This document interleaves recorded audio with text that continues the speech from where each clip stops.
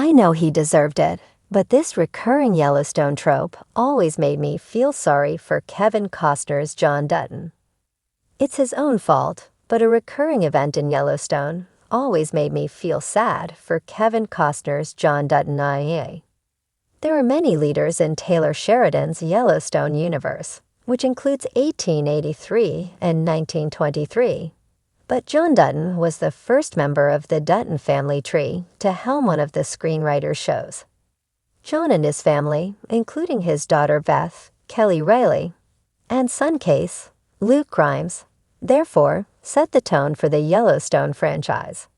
While John and his kin face unpleasant realities as they protect the largest contiguous ranch in the United States, some are self-inflicted. The destruction and shocking deaths John Dutton's family faces in Yellowstone rob them of simpler times, and the challenges translate to bleak circumstances at home. That said, it was difficult for John's brood, including Jamie Dutton, Wes Bentley, to live normal lives that weren't affected by their father's fight to maintain the Yellowstone Dutton Ranch.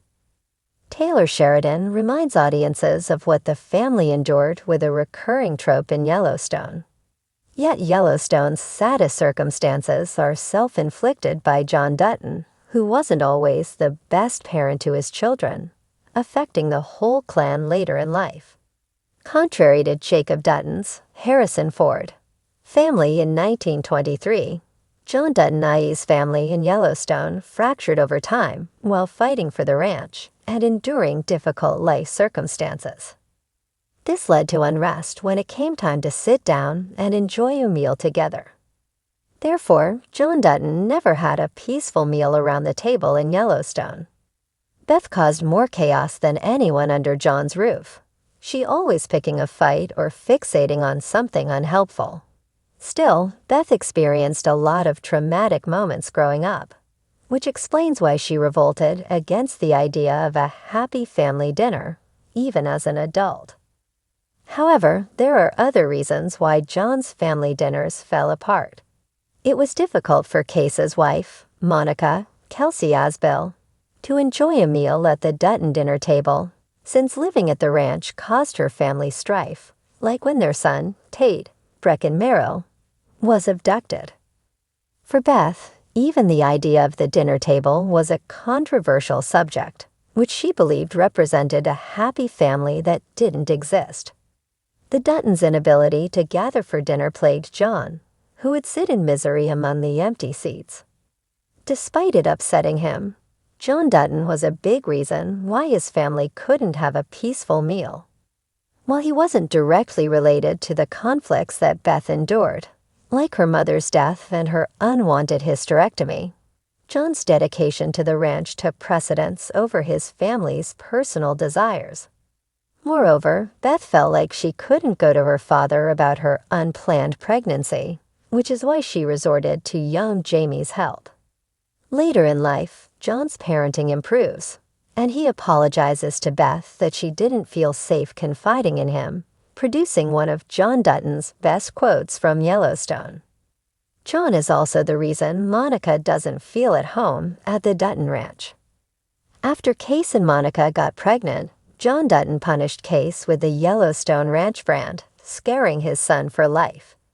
John's boys, Case, Jamie, and Lee, Dave Annable, remark that John told them all to leave the ranch at one time in Yellowstone's series premiere, further suggesting John was an unforgiving father. Whether it was deserved or not, Yellowstone Season 4 gives John a silver lining with Rip Kohlhauser, Carter, Finn Little, and Beth breaking the cycle, dining at a smaller table, and enjoying a peaceful meal. Look, let's be real. John Dutton is no saint. He's a ruthless land baron, a manipulative patriarch, and the kind of man who'll break laws and souls alike to preserve the empire he believes he was born to protect. And yet, despite all the power he wields and the terrible things he's done in the name of legacy, there's this one recurring trope in Yellowstone that somehow always made me feel sorry for him. It's the isolation. The crushing, bone-deep loneliness that clings to John Dutton like a second skin. I know. It's easy to say he brought it on himself. And he did. Every decision he made, pushing people away, sacrificing relationships for control, choosing the land over love, was his own.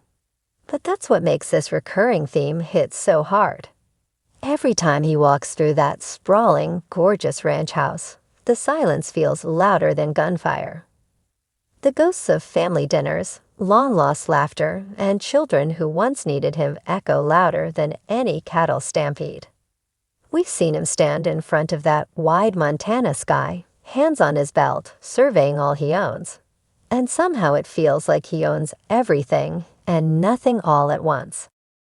The trope plays out like clockwork. Someone betrays him, someone dies, someone leaves. John Dutton is left behind again, stoic, unflinching, and utterly alone. He'll ride off into the hills or stare into the fireplace, saying little, feeling everything. And no matter how many bodies he buries or enemies he destroys, nothing fills that ever-expanding void. He doesn't ask for pity. In fact, he'd probably spit at it. But the show doesn't let us look away. Take Case, for example. Their father-son dynamic is one of the most tragic things in the show. Case wants to escape the ranch to protect his family from the Dutton curse, but John sees that as betrayal. And every time Case leaves, John watches him go with a tight jaw and a wounded heart. He won't say, "I love you" first. He won't beg anyone to stay. He just observes the abandonment like it's the price of leadership. Then there's Beth, his only daughter, fierce and broken. Their relationship is forged in fire and trauma. John sees her as the most loyal of his children, but even that comes with a cost. Beth's loyalty is almost too intense.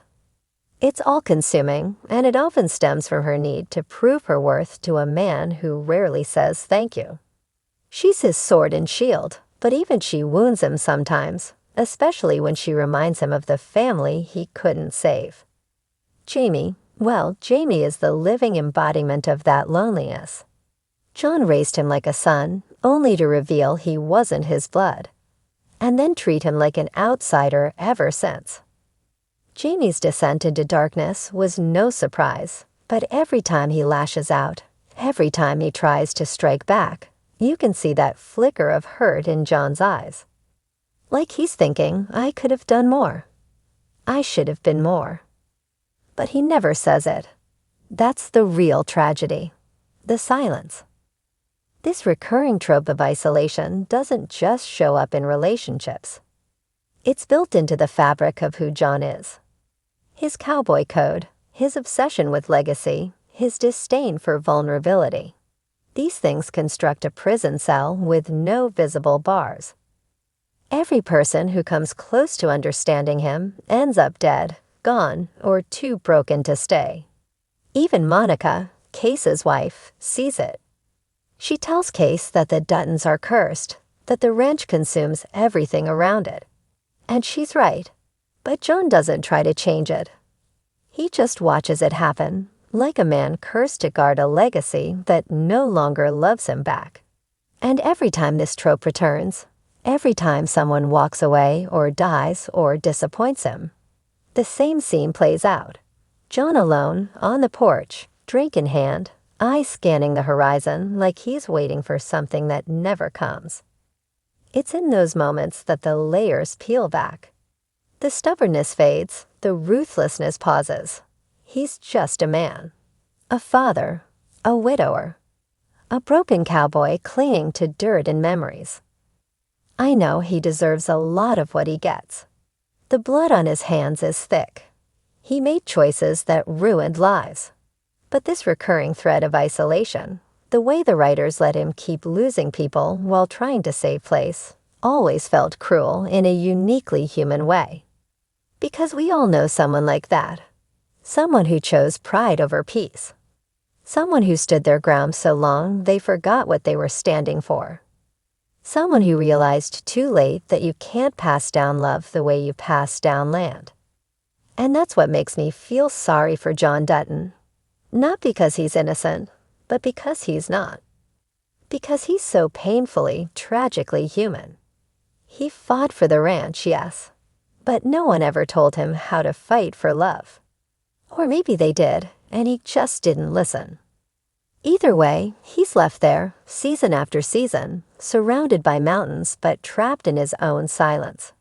And no matter how big the ranch gets, it never feels like enough to fill that ache.